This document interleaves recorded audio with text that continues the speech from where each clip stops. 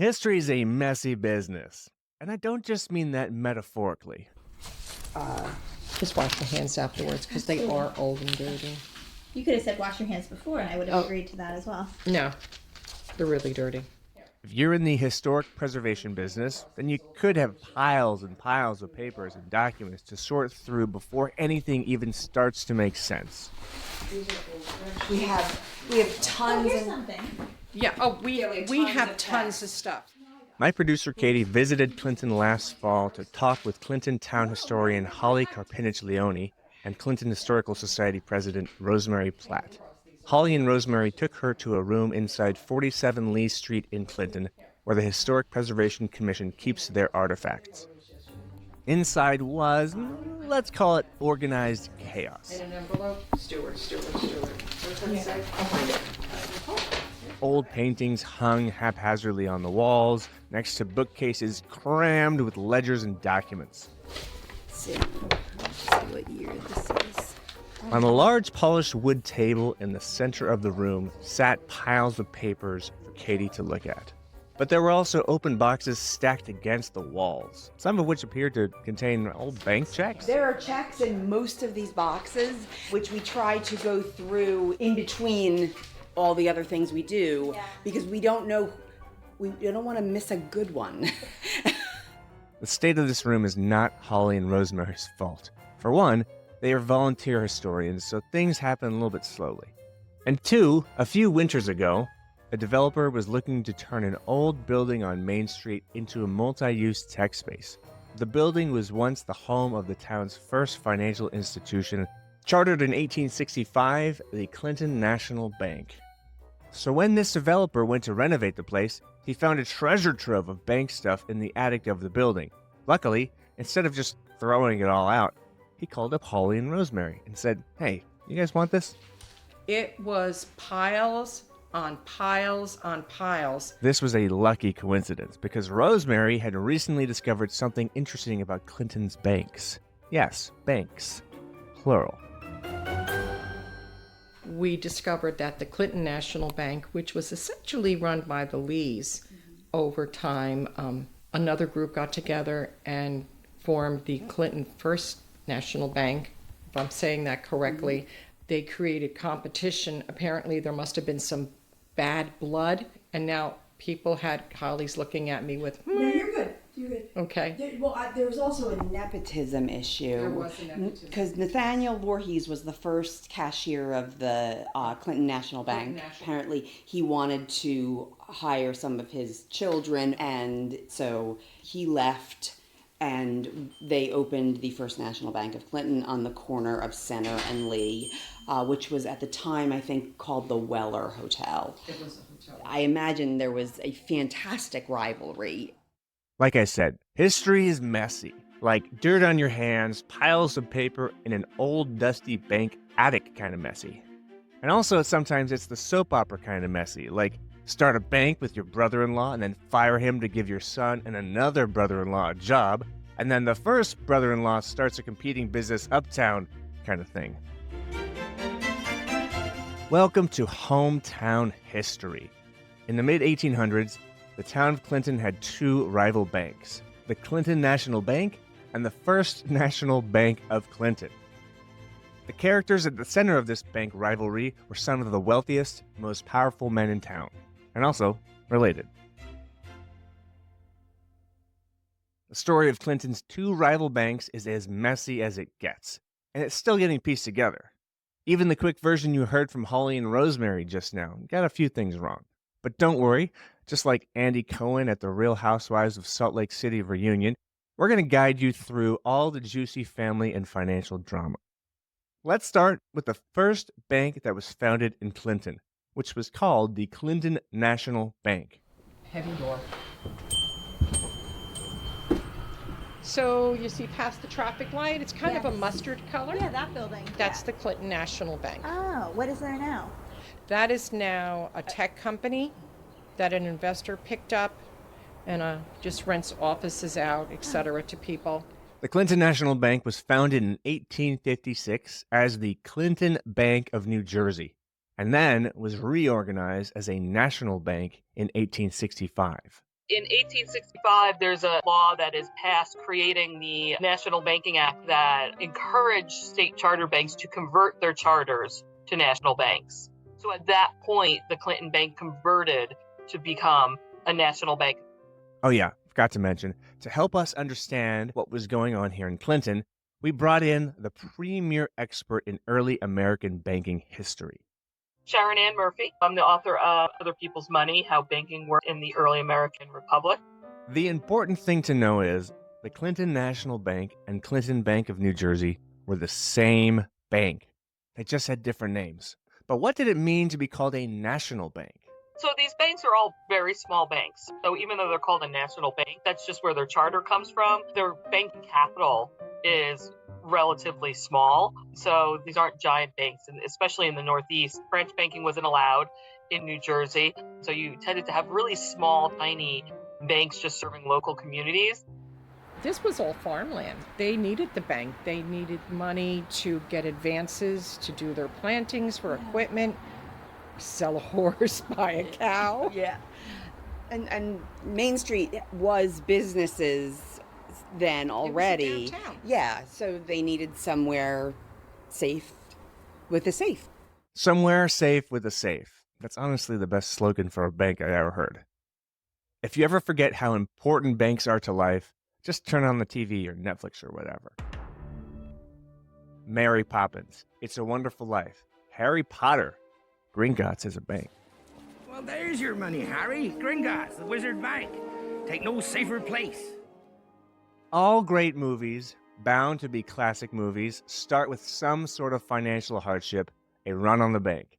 This is because banks and what they provide are such a central theme in human life. But they used to be pretty unimpressive. The first bank in New Jersey, the Newark Banking and Insurance Company, was created because as more people moved to Newark, businessmen wanted a place to keep their cash safe. So they used the, quote, parlor of Smith Burnett's residence on Broad Street, unquote, and a wooden box to store their money. We assume that Smith Burnett was a trustworthy guy. And what did Smith Burnett do? Well, he didn't want a box of cash hanging out in his living room, so he went to Manhattan and put it in a bank. By 1810, New Jersey had its own small banking industry and didn't have to go across the river to Manhattan anymore.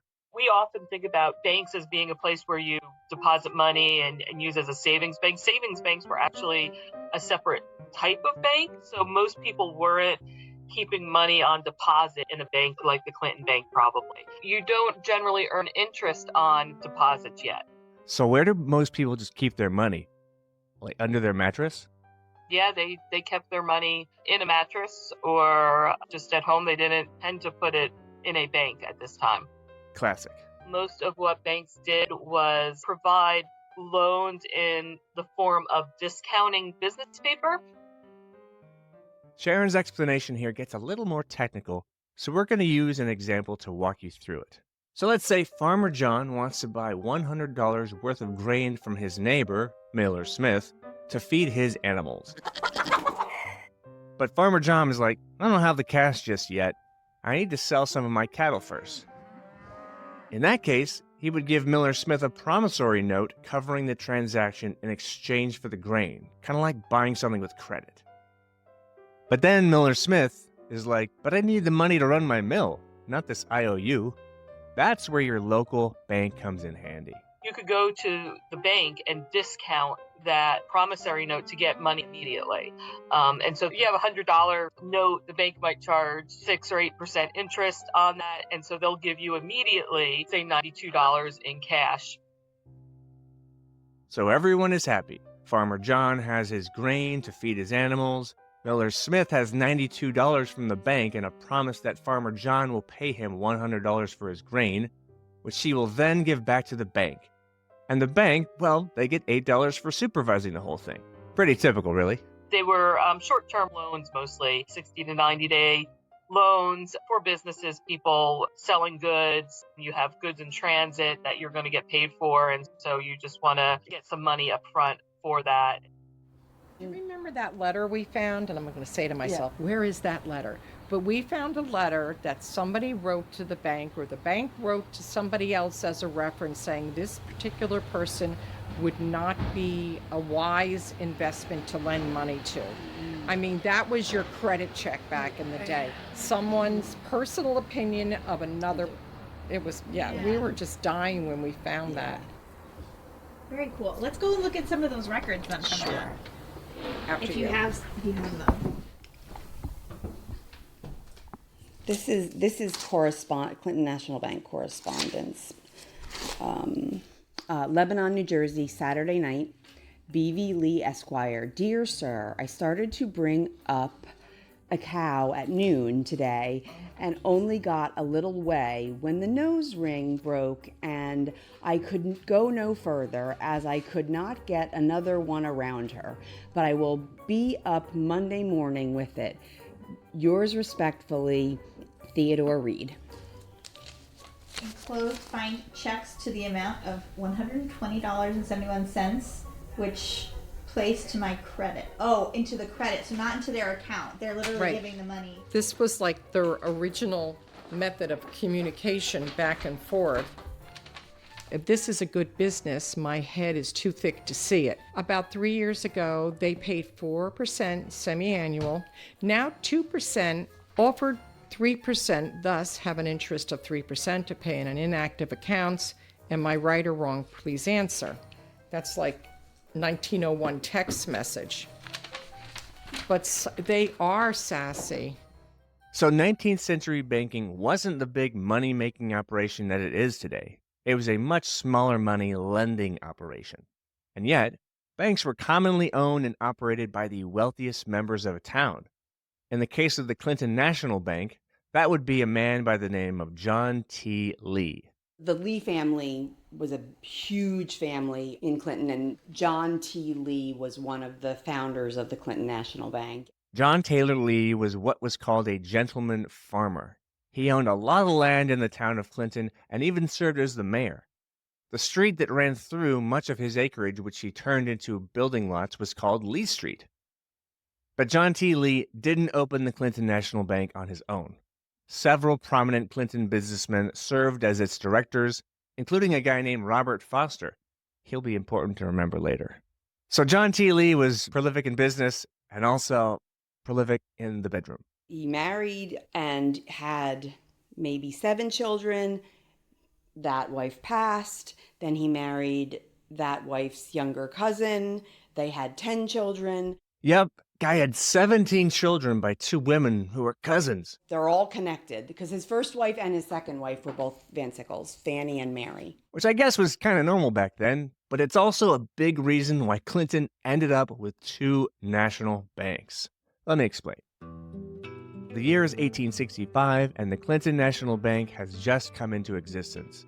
It's officially backed by the federal government, and its banknotes are accepted everywhere in the country. The bank's current president is Robert Foster, Lee's friend and fellow bank founder that we mentioned earlier. And the bank's cashier, the guy who signs the checks, is a man named Nathaniel Voorhees. Now, Voorhees is no slouch either. He's a member of a very prominent Clinton family and also the father of a very famous New Jerseyan. Nathaniel Voorhees was the father of Governor Voorhees, who was the 30th governor of New Jersey. And as prominent families are wont to do, the Voorhees and Lees are related by marriage. Nathaniel Voorhees, the bank's cashier, is married to John T. Lee's sister, Naomi, which makes Voorhees Lee's brother-in-law. I mean, why own a bank if you can't hire your relatives? So now we have our cast of characters. John T. Lee, bank founder and owner, Robert Foster, bank founder and president, and Nathaniel Voorhees, bank cashier and John T. Lee's brother-in-law. But we have one more character to meet. Remember those 17 children? Bennett Van Sickle Lee was the oldest son of John T. Lee. Bennett Van Sickle Lee, or B.V. Lee as he was known, was the eldest surviving son of the first 7 children born to John T. Lee's wife, Fanny Van Sickle Lee. Woo! Say that 3 times fast.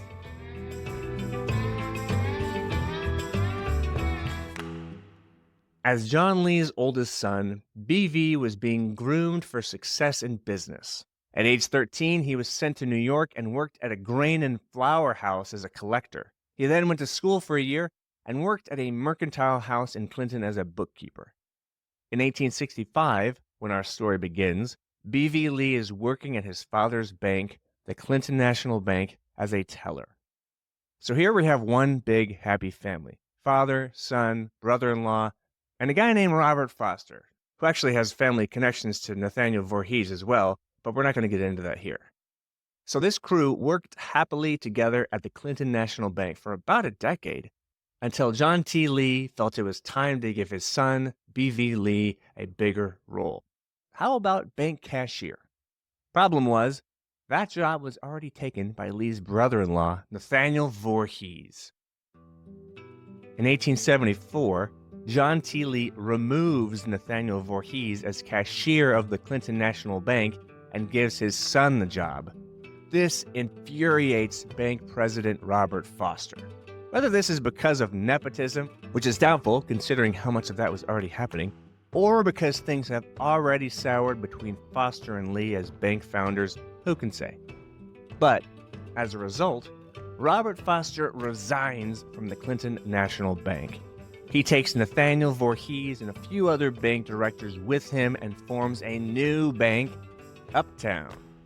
He names this new bank the First National Bank of Clinton, which was probably as confusing to Clinton residents then as it is to us today. Because clearly, this is Clinton's second national bank, small s.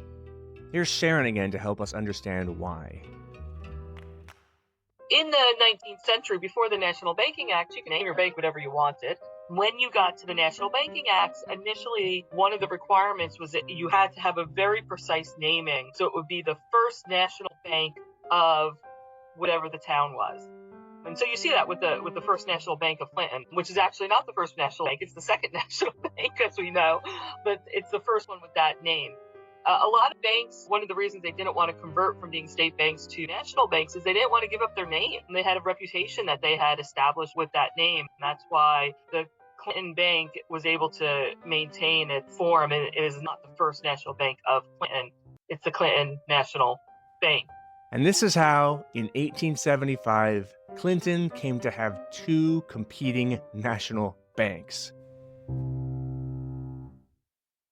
The second bank, the First National Bank of Clinton, was known to locals as the Uptown Bank. They opened the First National Bank of Clinton on the corner of Center and Lee. Can I just say how badass it is that Robert Foster opened his competing bank on the street named after his rival?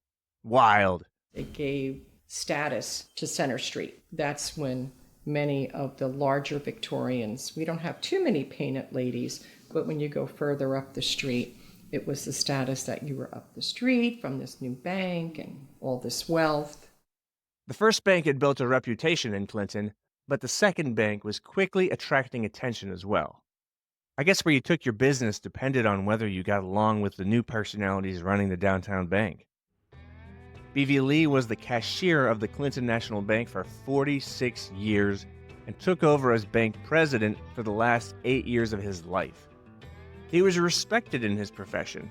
A profile in Bankers magazine from this time said that Lee, quote, never missed a dividend, never paid less than 10%, and now pays 16%. But to those who knew him, B.V. Lee was a known hothead. After his death, his granddaughter, Elizabeth Hannes, wrote, He was a man of expressive language, mostly profane. His temper was short. When it gave way, the swear words ripped out. I remember him being always faultlessly dressed in a tailcoat with a ruby and diamond stick pin. He rarely wrote letters, and when he did, was as brief as possible. After Robert Foster left, the downtown bank also needed a new president. Shortly thereafter, they got a hold of my great-grandfather, who was one of the wealthiest men in the area. This is Doug Martin again. You may remember him as the guy who brought the department store mannequins to Clinton's Red Mill Museum. He is also the great-grandson of the downtown bank's second president. Joseph Van Sickle. Isn't history just full of coincidences? He bought a controlling interest in the bank, over 50% of the stock. The neighbors called him Uncle Joe. He would lay down the law in the neighborhood in a way. The cashier of the upper bank, the competing bank, we were kind of friendly, and he told me that he remembered my great-grandfather coming into town to his bank, the lower bank, the Clinton National Bank, and with his rig, which would have been a buggy of some sort, and probably one horse. And when he got to the Clinton house, he would crack the whip and speed up and come across the bridge just to show off. This was the vibe at the downtown bank. A hothead cashier in B.V. Lee and the showman, Joseph Van Sickle, running the Clinton National Bank. Meanwhile, Robert Foster and Nathaniel Voorhees were making a decent living at the Uptown Bank, the first national bank of Clinton. There isn't much to report on how they conducted business or who they did business with in Clinton. We just don't have records for those things. But chances are the vibe was a little bit, quieter. Nathaniel Voorhees remained cashier of the Uptown Bank for roughly 25 years before becoming its president for a brief time near the end of his life. Both banks, Uptown and Downtown, managed to stay in business well into the 1930s. Then we start having a massive shift in the banking landscape, changes in laws, and that's where we start getting our mega banks that we have today. But that's a very different story. Robert Foster and John T. Lee were ever after mortal enemies. However, this animosity didn't extend to John T. Lee's many, many children and grandchildren. Lee's great-granddaughter, Elizabeth, was actually the product of a marriage between a Foster and a Lee. Shh, don't tell. Nathaniel Voorhees was still married to John T. Lee's sister, Naomi, which probably made holiday dinners a bit tense and awkward. But remember, his son was one-time governor of New Jersey, Foster Voorhees, so he probably wasn't really all that bothered. As for BV, he died in 1929 in a pretty dramatic fashion. He was run over by a car in Clinton. According to witnesses, B.V. Lee, then 80 years old, was at Eccles filling station when he stepped behind another car that was filling up with gas. The driver of that car started to back away, knocking Mr. Lee to the ground. The driver ran over him and then ran over him again as he tried to move forward. Yikes. A few days later, Lee died in the hospital from his injuries.